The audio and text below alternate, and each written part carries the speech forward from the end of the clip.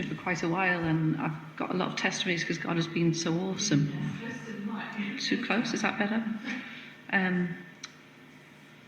God has just been awesome throughout my life, but as you don't know me, I thought I'd start at the beginning and tell you how I became a Christian in the first place.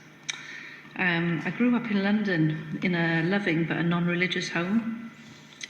I wasn't christened because they wanted me to make up my own mind. I went to Sunday school, however, and to the local Church of England primary school, who taught me the Lord's Prayer. So I guess that was like the best school around, so that was the only reason I was sent there. But I'd come home full of exciting Bible stories, and my father would verbally trash them. He taught me about the Big Bang Theory, like it was a fact and not as a theory. But even as a child, I could look around at nature, and I just knew that there was a creator God.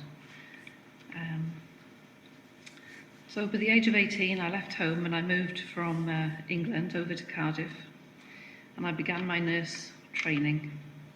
And I don't know if you know the reputation of nurses, but they work hard and they play hard, and so did I. There was a colleague there, a lady called Marion, who was a born-again Christian, and I thought, what a strange bunch they are.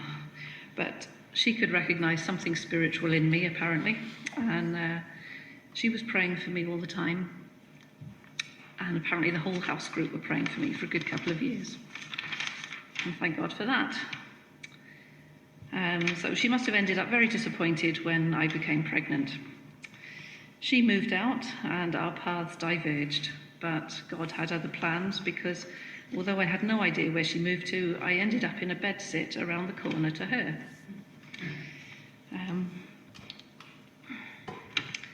By now I had a daughter, and I would visit her every night. I was drawn to her company like a moth to a flame, but I couldn't tell you why.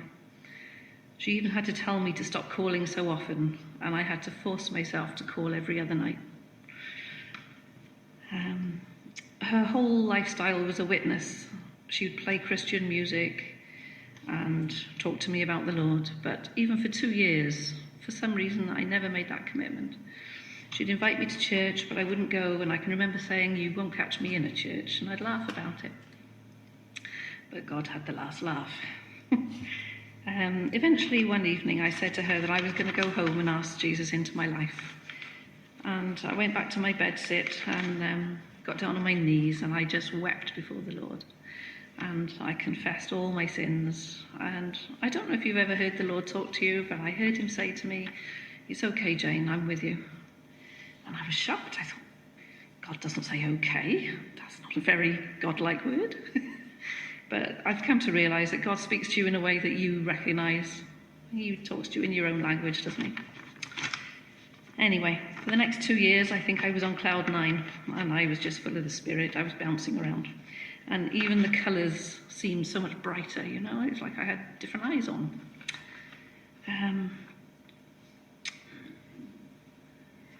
I was taught that I had to get everything out of my life that wasn't of God. And I can remember turning around in my little bedsit like this, and everything that I could see that wasn't of God, my tarot cards, I had a Quran and different things, and I put them all in a pile. And for an instant I was tempted to sell them, and I thought, no, just get rid of them, just trash them. And I think periodically throughout my life I've had to do that again, because the world does creep in, doesn't it? So that was that. It was only then that I decided that I would go to the local Baptist church with Marion. I'm sure she was delighted. And the first message that was preached was Psalm 23, "The Lord is my shepherd," and it seemed so apt. It really felt like I'd come home. I got baptised there, filled with the Spirit, and I was like in a little spiritual greenhouse for a couple of years. It was lovely. So Jesus has really turned my life around, and I don't know where I'd be without him. And I would urge anyone who doesn't yet know Jesus to repent and surrender your life to him, and don't take as long as I did.